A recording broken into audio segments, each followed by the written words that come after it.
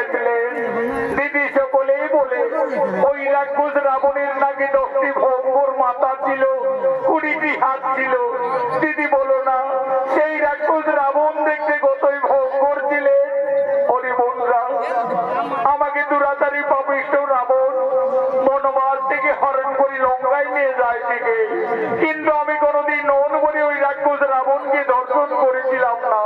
তবে আমাকে যেদিন আকাশ পথে হরণ করে নিয়ে যায় লঙ্কায়, আমি সেই দিন সমুদ্রের জলে ওই ভয়ঙ্কর দানবের ছায়াটি দেখেছিলাম। ওরে বন্ধুরা, সেই রাক্ষস রাবণ দেখতে কতই ভয়ঙ্কর। আজ আমি রাজপ্রাসাদের মধ্যে তার শরীর রঙ্গ প্রত্যঙ্গ সমস্তই অঙ্কন করছি, তা তোমরা নন মনে দর্শন করো। মা সীতা, রাক্ষস রাবণ দেখতে কতই ভয়ঙ্কর ছিলেন।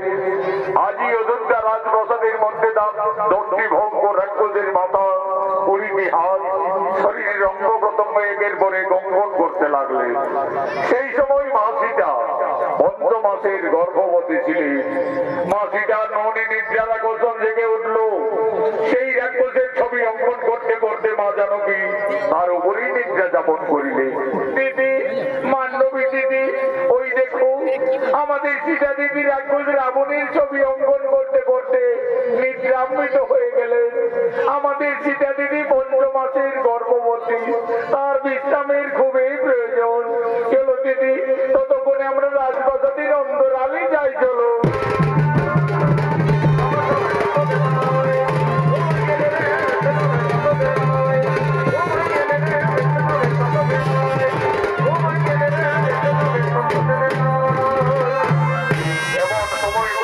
রামচন্দ্র এবং অনুজ লক্ষণ এই রাজপ্রাসাদের দিকে আগমন করছে।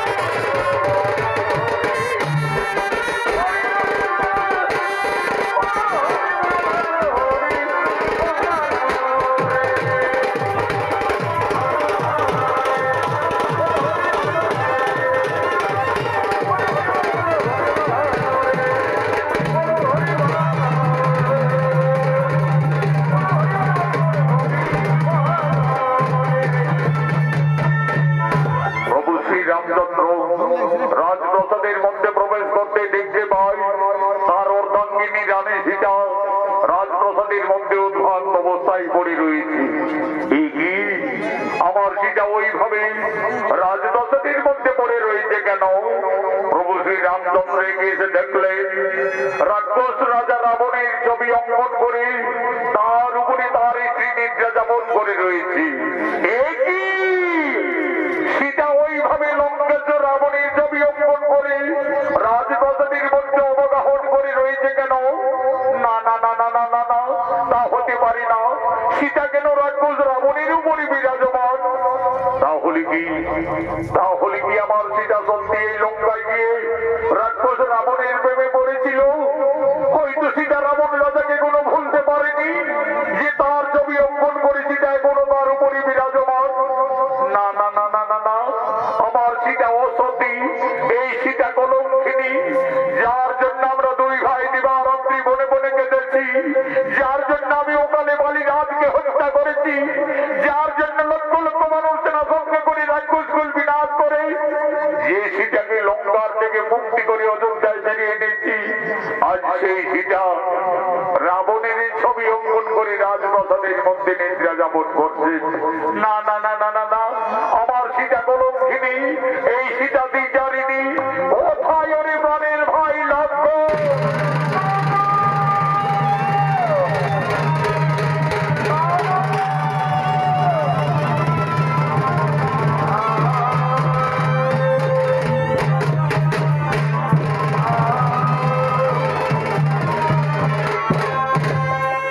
আদেশ করুন দাদা।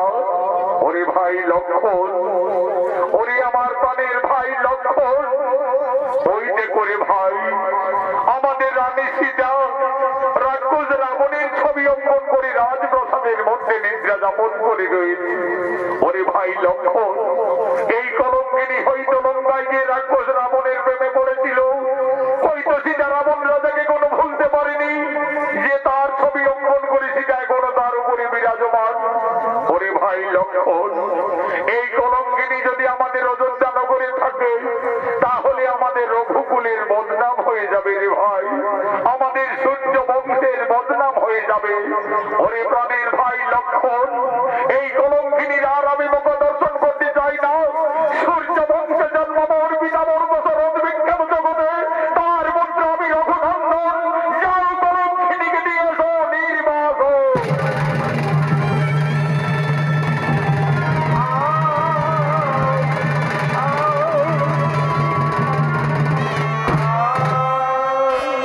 দেবী, তুমি কি করলে দেবী?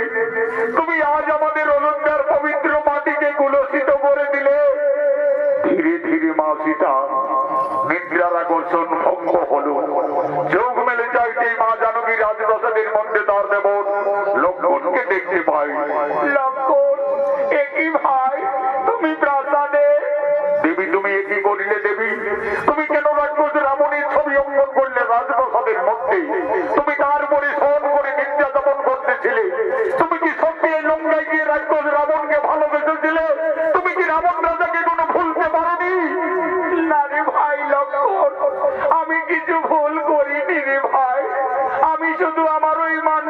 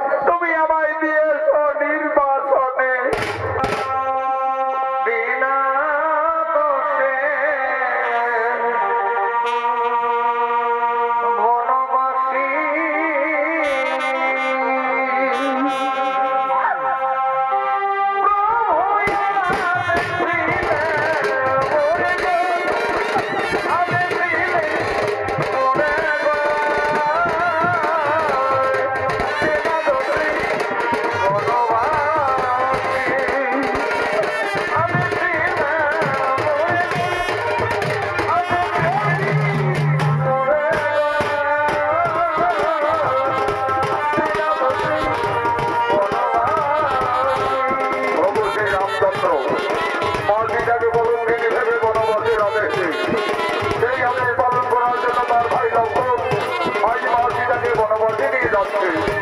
আগে আগে চলেছে লক্ষ্মণ, আজ মনের দুঃখে মা সীতাকে দেখেছে বনবাসী যাচ্ছে।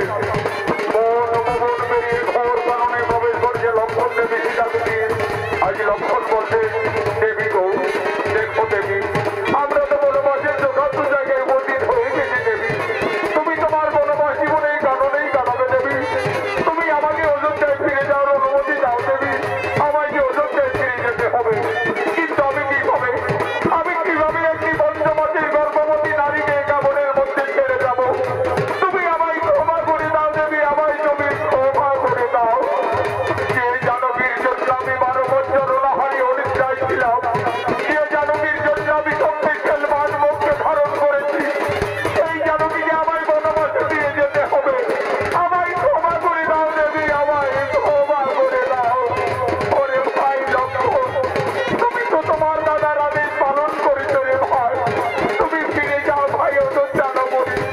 তোমার দাদা আমাকে বিয়ের সময় দিয়েছিলেন আমার গলার মুক্তার হার, কানের দুল, পায়ের নখর। আমার বনবাসে এই অলঙ্কারের জমা পাবে না রে ভাই। এই অলঙ্কারগুলি ফিরে নিয়ে যাবে অযোধ্যা। তোমার দাদা রঘুরাজের কাছে দিয়ে বলবে, দাদা তোমার আদেশ আমি পালন করি। তোমার কলঙ্কিনী রানীকে আজ আমি বনে দিয়ে এসেছি, বনবাসে দিয়ে এসেছি। বনবাসে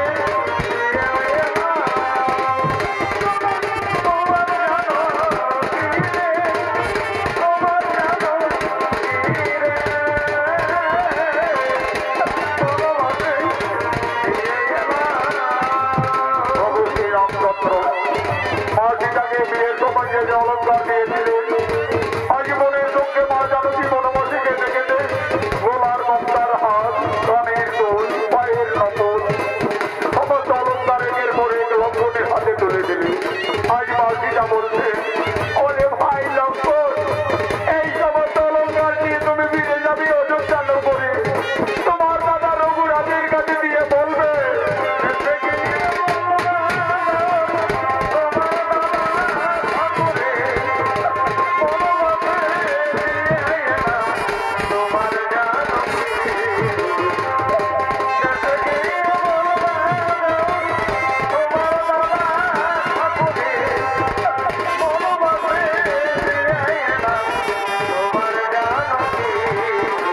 লক্ষ্মণ ফিরে চলে গেলেন অযোধ্যা নগরী। আজ মা সীতা সংসার হারা, জনম দুঃখিনী বনচারিণী। আজ মা জানকী মনে মনে কাঁদছে, তার নয়নের ধারা অবিরত বইছে। আজ মা সীতা কাঁদছে, আর কেঁদে কেঁদে মনে দুঃখে বলছে, হে বিধাতা, আমি এখন কোথায় যাব? এই বনবাসে আমি কি খাবো? আমি কিভাবে আমার এই গর্ভের সন্তানে বাঁচাবো? না না না না, আমি আর কোথায়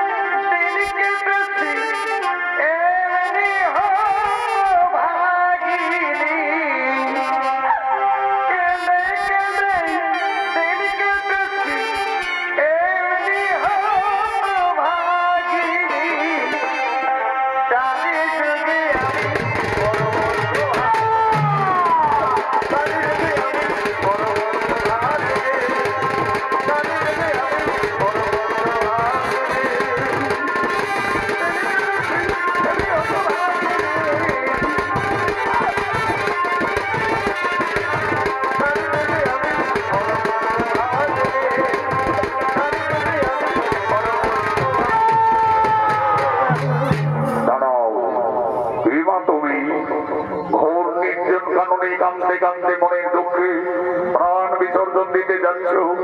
তুমি জানো না নারী, মানব জীবনে আত্মহত্যা মহাপাপ। বাবা, আমার বেঁচে থেকে কিছু লাভ হবে না যোগী বাবা। আমার স্বামী আমাকে বিনা অপরাধী কলঙ্কিনী ভেবে আমাকে বনবাসে দিয়েছে বাবা।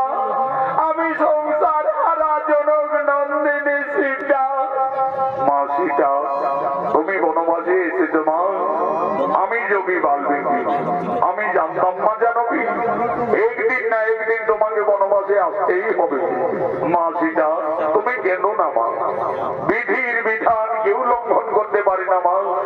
বিধির বিধান কেউ লঙ্ঘন করতে পারে না। মা সীতা, তোমার বনবাস জীবন কাটাবার জন্য আমি এই তপবনে পূর্বেই একটি সুন্দর পাতার কুটির নির্মাণ করে রেখেছি। চলো মা জানো কি, তুমি না কেঁদে না ভেবে তোমার বনবাস জীবন ওই পাতার কুটিরেই কাটাবে। চলো। আমার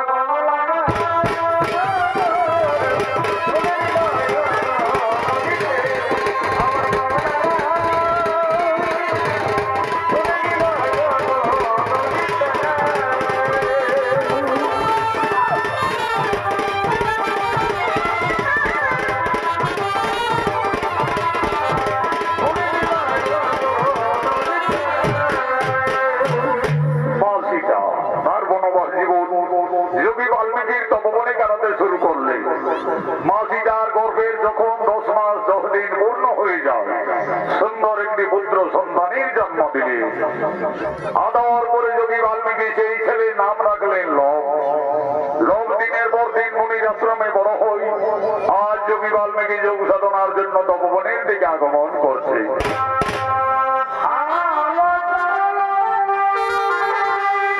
পরে ভাই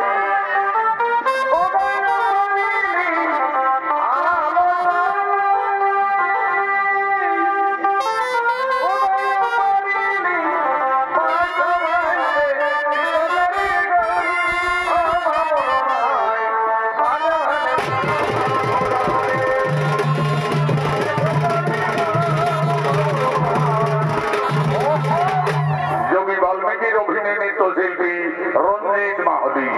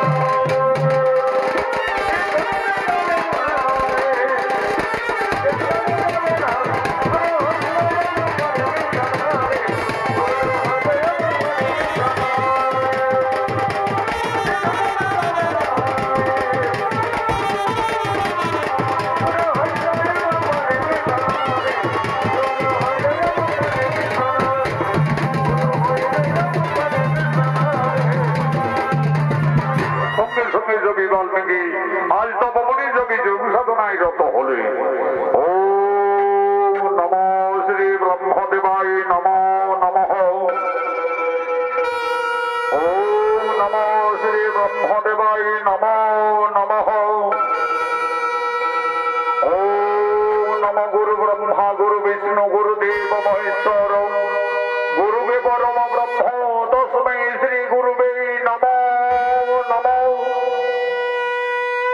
এমন সময় মা সীতা এসে বলছে, বাবা বাবা। কি মা সীতা? বলো মা সীতা, তোমার কি হয়েছে মা? বাবা, আমার পুত্র লব ওই দেখো বাবা, সেগুন বৃক্ষতলে ঘুমিয়ে আছে। বাবা, আমি ততক্ষণে ওই সরোবর থেকে স্নান সেরে জল নিয়ে ফিরে আসছি বাবা। দেখো মা সীতা, তুমি স্নানে যাবে চলে যাও, কিন্তু দেরি করো না মা, কারণ তোমার পুত্র লব ছোট্ট ভালো, সে খুবই উপদ্রব করে, সে এখন ঘুমিয়ে রয়েছে। থাক, আমি এখন এখানে ধ্যানে আছি। যাও মা, তুমি আর বিলম্ব না করে তাড়াতাড়ি স্নান সেরে জল নিয়ে ফিরে আসবে। যাও।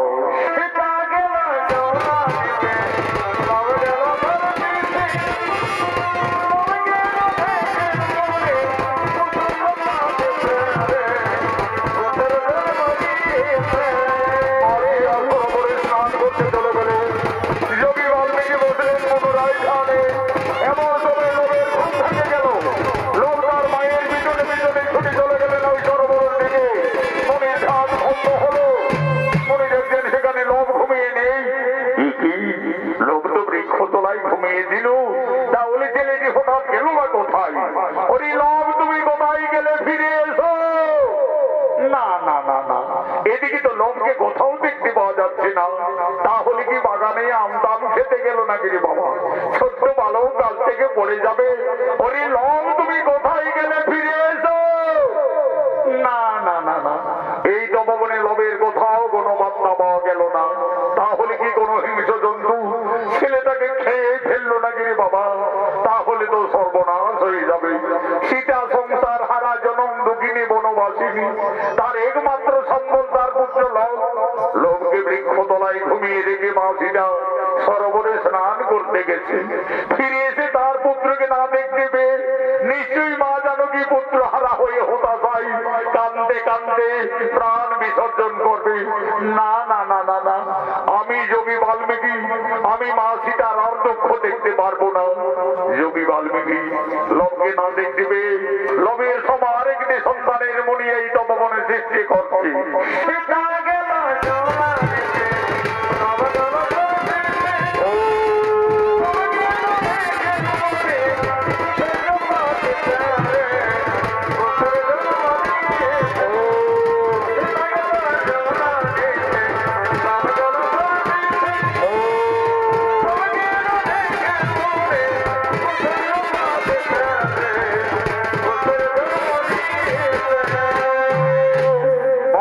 সরোবর থেকে ফিরে এসে দেখছে লোভের মতো আরেকটি ছেলে সেই বৃক্ষতলায় ঘুমিয়ে আছে।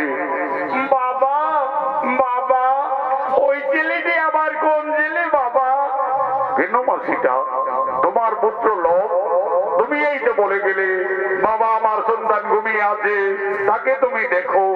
আমি তো দেখছি মা, তোমার পুত্র তো বৃক্ষতলায় ঘুমিয়ে রয়েছে। না বাবা, তোমার কথা ভুল হচ্ছে। এই দেখো বাবা, আমার ছেলে তো আমার পিছনে পিছনে সরোবরে ছুটে গেলেন।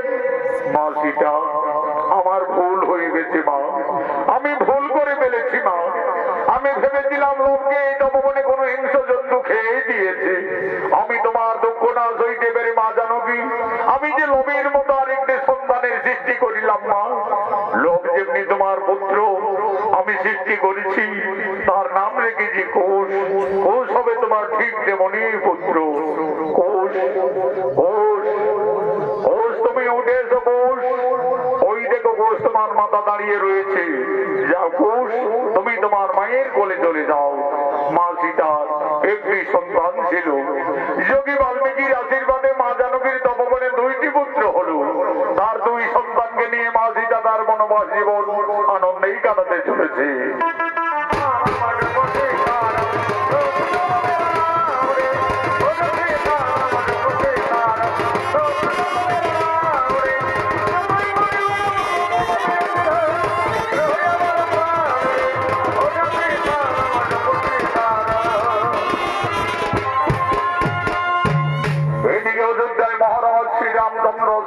যজ্ঞের সূচনা করেছে। যজ্ঞ সবাই কুলগুরু বৈশিষ্ট্য রাজা রামচন্দ্র ভরত লক্ষ্মণ শত্রুঘ্ন সকলে আগমন করছে।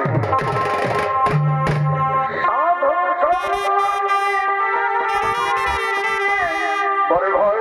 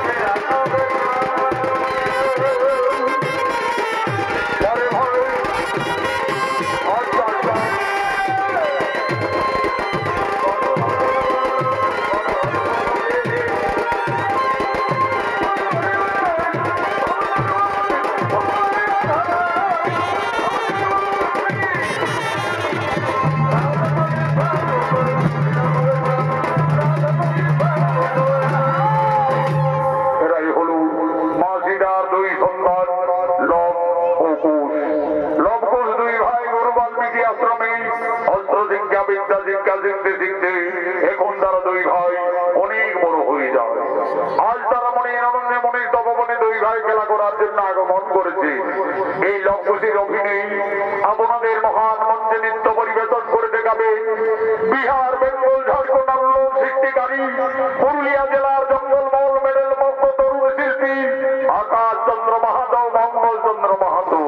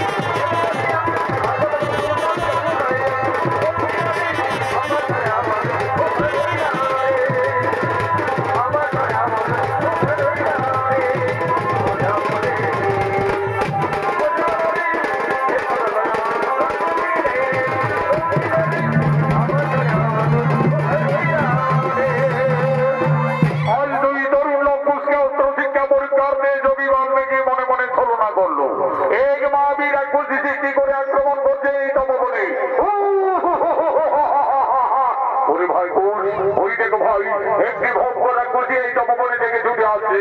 চলো ভাই তত করে আমরা কুটিরে পালিয়ে যাব। না দাদা, আমরা কুটিরে পালাতে যাব কেন?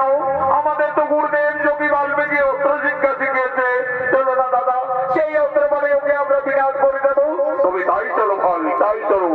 এই রাক্ষসী এই তপবনে আর একবার এগিয়ে এলে আর তোকে আমরা সকলে বিনাশ করবো। কি এত সাহস তোদের ঋষি ভালো? আজ আমি তোদের তপবনে কে ফেলবো।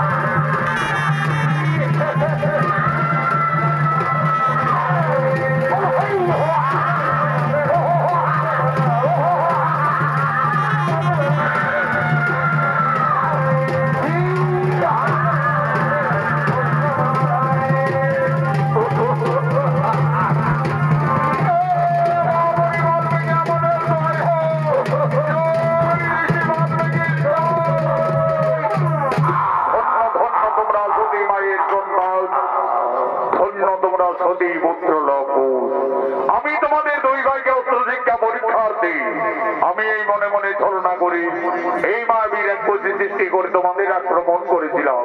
পরিলভ্পুর আমার শিক্ষা অস্ত্র বাণী তোমরা এই রাক্ষসীকে যথার্থই বিনাশ করেছো, ওকে তোমরা সংহার করিনি। তোমরা দুই ভাই রণ শিক্ষায় উত্তীর্ণ হয়ে গেলে। তোমাদের আশ্রমে বিদ্যা শিক্ষা অস্ত্র শিক্ষা সকলেই সম্পন্ন। কালকে আমি তোমাদের দ্বিতীয় যুগে দুই ভাইকে মহামন্ত্র দান করব।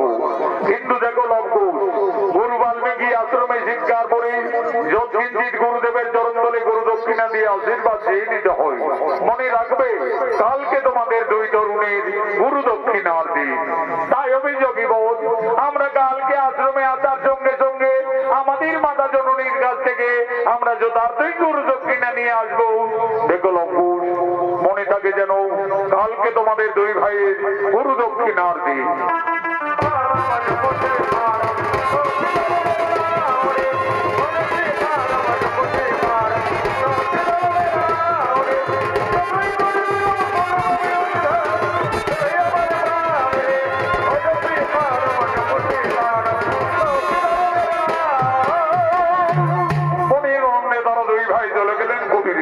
কুটিরে গিয়ে তাদের মাতা সীতার কাছে তারা নিবেদন করছে, মা মাতা তুমি কোথায়? কি হয়েছিল লভ্কুশ? ওইভাবে মা চিৎকার করতে করতে কুটিরে এলি, তপবনে কিছু বিপদ হয়েছিল নাকি বাবারা? না মাতা, কালকে আমরা দুই ভাই এক রাক্ষসীকে বিনাশ করে দিয়েছি মা। আমাদের গুরুদেব বলেছেন আমরা অস্ত্র শিক্ষায় সফল হয়ে গেছি মা। আমাদের আশ্রমে বিদ্যা শিক্ষাও সম্পন্ন। কালকে আমাদের গুরু দক্ষিণা দিতে হবে। দাও মা, আমাদের গুরু দক্ষিণা দাও। ওরে লভ্কুশ, ওরে পুত্রগণ, তোমরা তো দুই ভাই বড় হয়েছ, তোমরা তো সকলেই বুঝতে পারছো আমরা যে বনবাসী বাবারা, আমাদের কুটিরে কিছু নেই লভ্কুশ। আমি কি দিয়ে তোমাদের গুরু দক্ষিণার থেকে মুক্তি করবো? মা তুমি কেঁদো না মা, তোমার দিবারাত্রি কান্না আমরা যার কিছুতেই সইতে পারি না। জানো মা, আমাদের ঋষিবর বলেন চুরি করা অপরাধ, কিন্তু যে না অপরাধ নয়। ওই তো মা অদূরী নগর দেখা যাচ্ছে, চলো না মা আমাদের গুরু দক্ষিণার জন্য সকলের কাছে কিছু কিছু সাহায্য চেয়ে নেবে।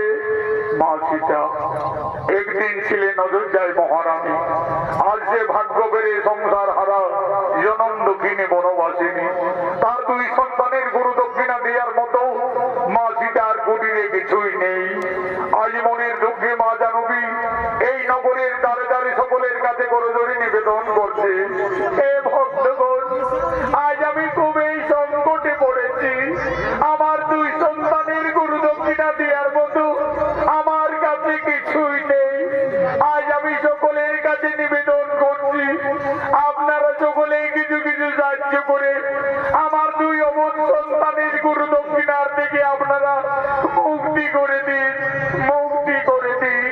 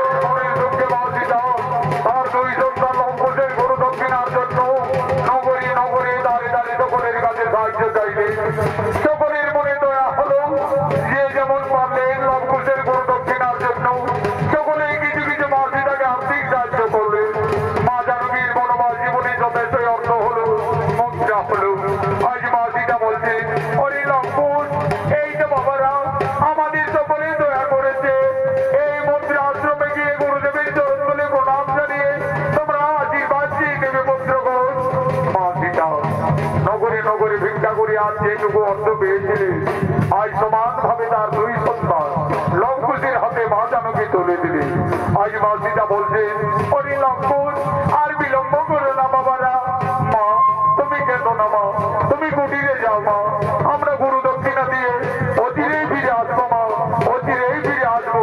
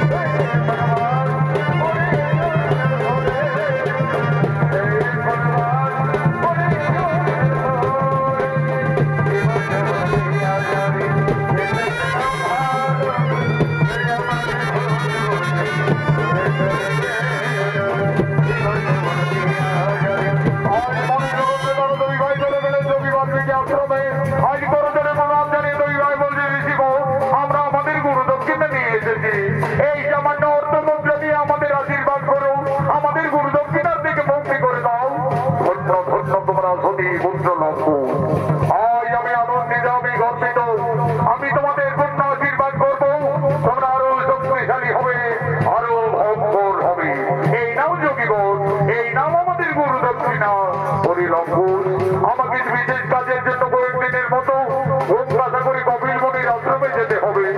আমি এই তপবনে ফিরে আসা না পর্যন্ত তোমাদের দুই ভাইয়ের হাতে এই তপবন রক্ষার দায়িত্ব ভার দিয়ে যাচ্ছি। আমার হাতে তোমরা পালন করবে, আমি যেন ফিরে এসে এই তপবনে কিছু ক্ষতি না দেখতে পাই। তাই হবে জমিগণ, আমরা দুই ভাই এই তপবনকে রক্ষা করে যাব। এই তপবনের আমরা কিছু ক্ষতি হতে দেব না। তাহলে লঙ্ঘন আমি যাই কপিল মুনির আশ্রমে।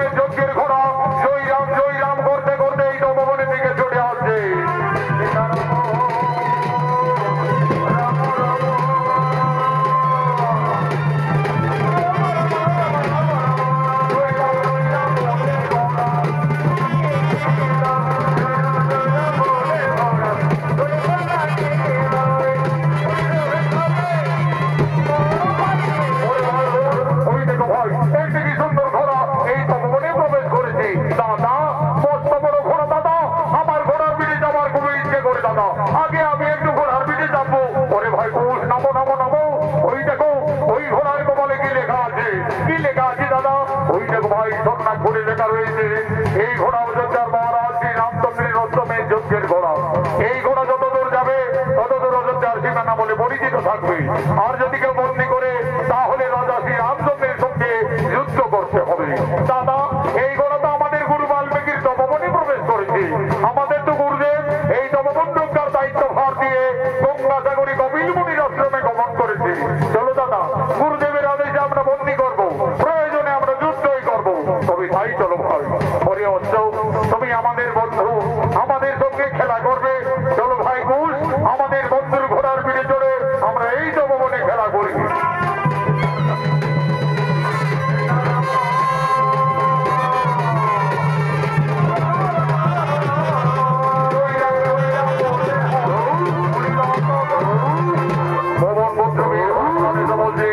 এই বর্গ ভালো আমাদের এত সাহস হলো কিভাবে? আমার প্রভু শ্রী রামচন্দ্রের হস্তকে এই তপবনে বন্দী করিলে তোমাদের আত্মপরিচয় কি? আমাদের পরিচয়, আমরা তো সতী মায়ের সন্তান, দুই ভাই লবকুশ। সতী মায়ের সন্তান অন্তর্যামী পবন পুত্র বীর হনুমান বুঝতে পারলেন তাহলে এরাই আমার মাতা সীতার সন্তান। আমি কিভাবে আমার প্রভুর সন্তানদের রামচন্দ্রের সঙ্গে যুদ্ধ করবো। না না না, তার চাইতে যদি আমি পরাজয় স্বীকার করি তাহলে প্রভু শ্রী রামচন্দ্রের সঙ্গে মা সীতার এই তপবনে অবশ্যই মিলন ঘটবে। বুদ্ধিমতী হনুমান আজ ছলনা করলেন। এই বালক, এই ঘোড়াকে না চড়লে এই ঘোড়ার আঘাতে তোমাদের শেষ করে যাবো। হনুমান, তুমি আমাদের ভয় দেখাবে? চলে এসো, দেখি কার বাহুতে কত শক্তি আছে।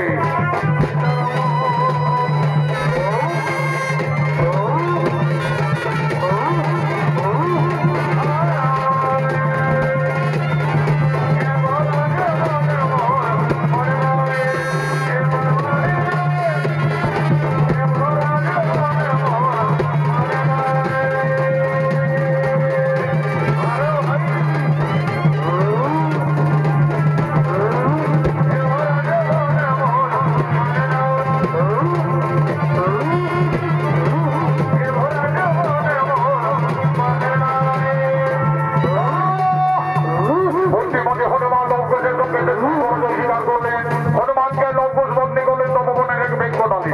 এমন সময় উপস্থিত হয়ে যায় ভরত ও শত্রুঘ্ন। এই বালক, আমাদের অষ্টমের যজ্ঞের ঘোড়াকে তোমরা এই তপবনে বন্দী করিলে কেন? এই ঘোড়াকে না জানলে আমাদের সঙ্গে যুদ্ধ করতে হবে। হ্যাঁ হ্যাঁ, আমরা যুদ্ধের জন্য প্রস্তুত রয়েছি।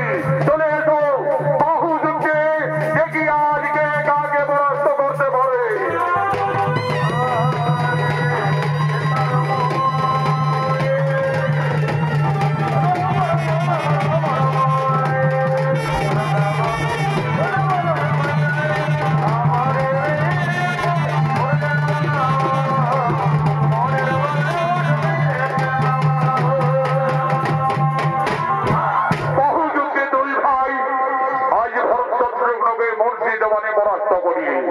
এমন সময় উপস্থিত হয়ে যায় অযোধ্যার মহারাজ শ্রী রামচন্দ্র এবং অনুজ লক্ষণ।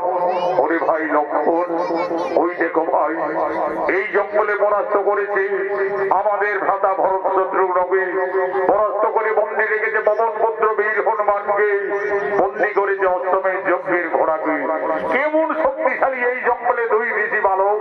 এ বাবা তোমরা, আমরা সতী মায়ের সন্তান, গুরু বাল্মীকি শিষ্য, দুই ভাই লবকুশ। দেখো লবকুশ, এই ঘোড়াকে বন্দী করে তোমরা ভুল করেছো। এই ঘোড়াকে তোমরা মুক্তি করে দাও বালকুন। তাহলে তুমি এই অযোধ্যার মহারাজ শ্রী রামচন্দ্র। হে বালকুন, তোমাদের অনুমান সত্য। আমি অযোধ্যাপতি ত্রিলোকজয়ী রাজা শ্রী রামচন্দ্র। রাজা, ওই ঘোড়ার কপালে লেখা রয়েছে এই ঘোড়া যতদূর যাবে ততদূর অযোধ্যার সীমানা বলে পরিচিত থাকবে। হে বালকুন, তোমরা তো ঠিকই বলেছ। এই ঘোড়া আমার অষ্টমের যজ্ঞের ঘোড়া। এই ঘোড়া পূর্ব পশ্চিম উত্তর দক্ষিণ যতদূরেই যাবে ততদূর অযোধ্যার সীমানা বলেই পরিচিত থাকবে। রাজা, তাহলে তুমি না যুদ্ধে এই ঘোড়াকে আমরা ছাড়বো না। আমাদের গুরুদেব যোগী বাল্মীকি আমাদের এই তপবন রক্ষার দায়িত্ব ভার দিয়ে বিশেষ কাজের জন্য কপিল মুনির আশ্রমে গমন করেছে। তাই তো গুরুদেবের আদেশে আমরা বন্দী করেছি। তাহলে তোমরা রণের জন্য প্রস্তুত হয়ে যাও বালকুন। আমার সঙ্গে যে তোমাদের রণ করতে হবে। আর আমি ত্রিলোকজয়ী, আমার সঙ্গে কোনোভাবেই রণে উত্তীর্ণ হতে পারবে না। আমার রণে তোমাদের মৃত্যু হয়ে যাবে। তোমাদের মৃত্যুর সংবাদ পেয়ে তোমাদের পিতা মাতা কতই না দুঃখ পাবে। দেখো বালকুন, তোমরা কোন ঋষি পুত্র? কে তোমাদের পিতা? এবার তোমাদের মাতা? আমরা তো আমাদের পিতার নাম জানি না। এইটুকু জানি আমরা সতী মায়ের সন্তান, দুই ভাই লবকুশ। লবকুশ, তোমরা তোমাদের পিতার নাম জানো না? আমি কিভাবে এই অবোধ বালকদের সঙ্গে রণ করতে পারি? দেখো লবকুশ, তোমরা অবোধ বালক, আমার পুত্র সম। যদি একবার আমায় পিতা সম্বোধন করো, আমি পুত্র ভেবে তোমাদের ক্ষমা করে দেব। এই রাজা, তোমাকে আমরা বাবা বলবো কেন? তুমি আমাদের বাবা বলো। শান্ত হও বালকুন। আমি যদি তোমাদের বাবার সম্বোধন করি তাহলে বিনা যুদ্ধে আমার এই অস্ত্রকে ছেড়ে দেবে তো? তা না হয় পরে দেখা যাবে, আগে বলে দেখো না। আচ্ছা বালকুন, আমি না হয় তোমাদের বাবাই বললাম। এই রাজা, তুমি কাকে বাবা বললে? আমাকে বাবা বললে না আমার দাদা লবকে বাবা বললে? কেন বালকুন, আমি তোমাদের দুই ভাইকেই বাবা বললাম। তাহলে বলো দেখি রাজা, তোমার মায়ের কোটা স্বামী? এই মূর্খ তরুণ ঋষি বালক, তোমরা সব জানো। তোমরা অযোধ্যার মহারাজ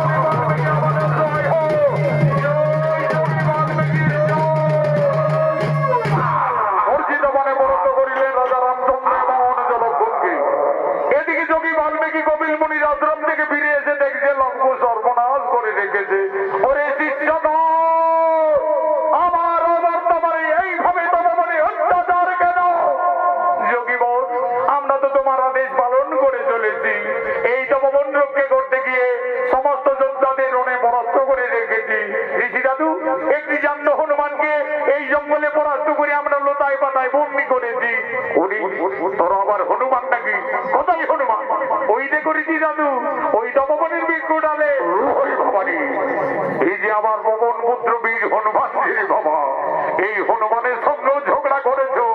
ওরে লঙ্কুশ, এই রাজাদের না জেনে না শুনে কেন আঘাত করিনি? যা যা, তোদের মাতা সীতাকে তোরা তাড়াতাড়ি তপবনে ডেকে নিয়ে আয়।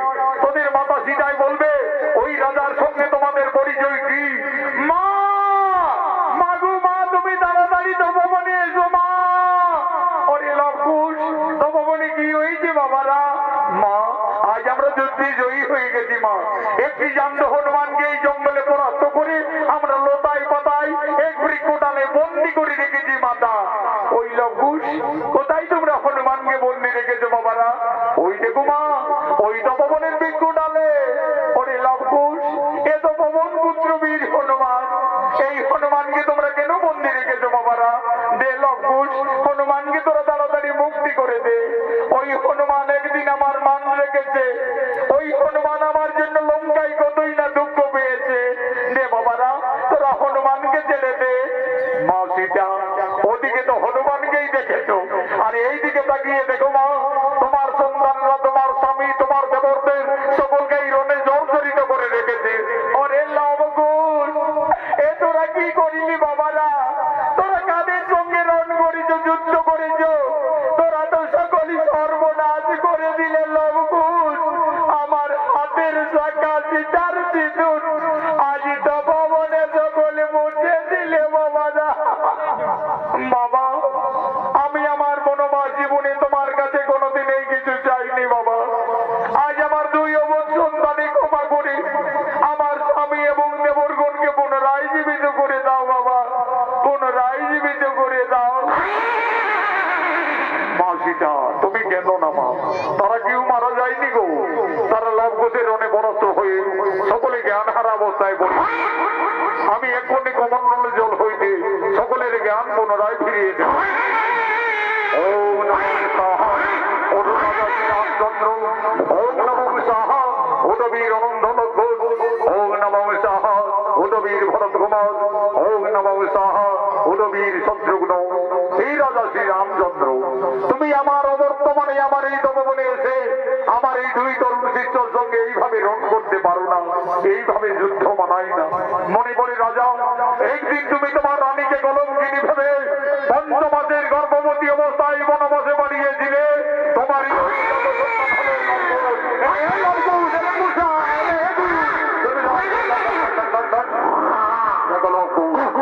যাদের সঙ্গে তোমরা ঝগড়া করছো, যুদ্ধ করছো, মারামারি করছো, তোমরা জানো না, চেনো না, তারা তোমাদের বংশের লোক সম্পর্কে সকলেই তোমাদের কাকা। আর যে রাজার সঙ্গে তোমরা রণে জর্জরিত, ওই রাজা হলো তোমাদের জন্মদাতা পিতা। গুরুদেব, ওই রাজা আমাদের জন্মদাতা পিতা। হে লঙ্কুশ, তোমরা তো রাজপুত্র। যাও, তোমাদের ভুল স্বীকার করে অবিলম্বে করে জোরে দুই ভাই ক্ষমা চেয়ে নেবে যাও। পিতা, পিতা, আমাদের ক্ষমা করে দাও পিতা, আমরা ভুল করে রণ করেছি। ওরে লঙ্কুশ, আজ আমার মনে পড়েছে বাবারা, আমি যেদিন রাক্ষস কুল বিনাশ করি লঙ্কার থেকে আমার সীতাকে অযোধ্যায় ফিরিয়ে এনেছিলাম, সেই দিন রাবণের মাতা নিকোষা কেঁদে কেঁদে আমায় অভিশাপ দিয়েছিলেন। বলেছিলেন, ওরে বনবাসী শ্রীরামচন্দ্র, আজ যেমন পুত্র সুখে আমাকে কাঁদতে হচ্ছে, আমিও তোমাকে অভিশাপ দিচ্ছি। ত্রিলোক জয়ী হলেও একদিন না একদিন তোমার পরাজয় নিশ্চিত হবে তোমার পুত্রের হাতে। আজ আমার সেই অভিশাপের কথা মনে পড়েছে লঙ্কুশ। তোমরাই আমার পুত্রগণ, এসো বাবারা আমার পক্ষে। মা জানকী, আর তুমি কেঁদো না মা, তোমার বনবাস জীবন শেষ হয়ে গেল মা সীতা, তোমার আনন্দের দিন এসেছে। যাও মা, তোমার পরিবারের সকলেই তোমার অপেক্ষায় দাঁড়িয়ে রয়েছে। রাজা শ্রীরামচন্দ্র একদিন মা সীতাকে কলঙ্কিনী দ্বিচারিণী ভেবে ক্রোধবশত পঞ্চমাসের গর্ভবতীর